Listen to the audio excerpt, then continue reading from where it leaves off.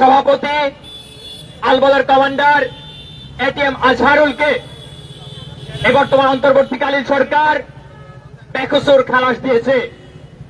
এর প্রতিবাদে দেশের বিভিন্ন অঞ্চলের মানুষ রাস্তায় নেমে এসেছিল। গণতান্ত্রিকভাবে গণতান্ত্রিক ছাত্র জোট বিভিন্ন বিশ্ববিদ্যালয়ে বিভিন্ন অঞ্চলে এর প্রতিবাদ জানিয়ে যখন মিছিল করছিল, সমাবেশ করছিল, বিক্ষোভ করছিল, তখন আমরা দেখতে পেলাম ওই ৭১-এর ঘাতক সংগঠন জামাত ইসলামের ছাত্র সংগঠন, ইসলামী ছাত্র শিবির ছাত্র জোটের নেতৃবৃন্দের উপর ন্যাক্কারজনকভাবে আক্রমণ এবং হামলা চালিয়েছে। আমরা দেখতে পেলাম ওই রাজশাহী বিশ্ববিদ্যালয়ে, ওই চট্টগ্রামে ছাত্র জোটের নেতৃবৃন্দের উপর বারংবার হামলা হয়ে করেছে ওই ইসলামী ছাত্র শিবিরের নেতাকর্মীরা। আমরা এর প্রতিবাদ জানিয়ে আজকে এখানে বিভিন্ন শ্রেণী পেশার মানুষদের নাগরিক সংহতি সমাবেশের আয়োজন করছি।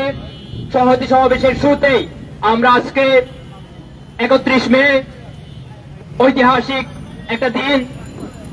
আপনাদের অনেকেই মনে আছে ওই ৮০-র দশকে ইসলামী ছাত্র শিবির সারা দেশের বিভিন্ন ক্যাম্পাসে কি রকম ভয়াবহ মাত্রায় সন্ত্রাসী কার্যক্রম পরিচালনা করছিল। একদিকে যখন বাংলাদেশের প্রায় প্রতিটি ছাত্র সংগঠন স্বৈরাচার এরশাদ বিরোধী আন্দোলনে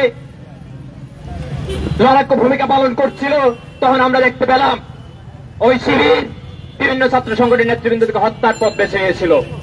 আজকে ৩১ মে রাজশাহী মেডিকেল কলেজের ছাত্রবৈত্রীর সভাপতি শহীদ ডাক্তার জাবির আক্তার রতনের ৩৭তম শহীদ দিবস। আজকের এই দিনে ১৯৮৮ সালে প্রকাশ্যে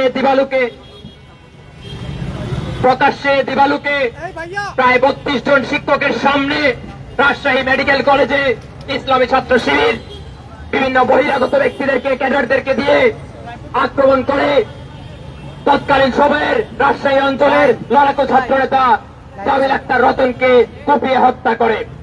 এরপর থেকে এই ৩১ মে শহীদ জামিল দিবস নামে পালিত হয়ে আসছে।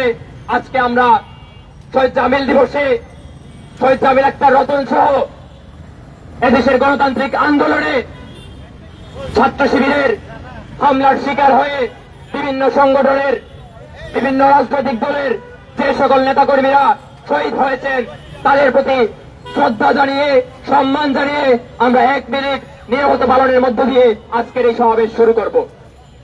আমাদের নীরবতা কাল শুরু হলো। সবাইকে দাঁড়িয়ে ১ মিনিট নীরবতা পালন করার জন্য অনুরোধ জানাচ্ছি। Immigration to Canada. We provide the best quality service and solution for Canada immigration. Please visit our website and contact for details.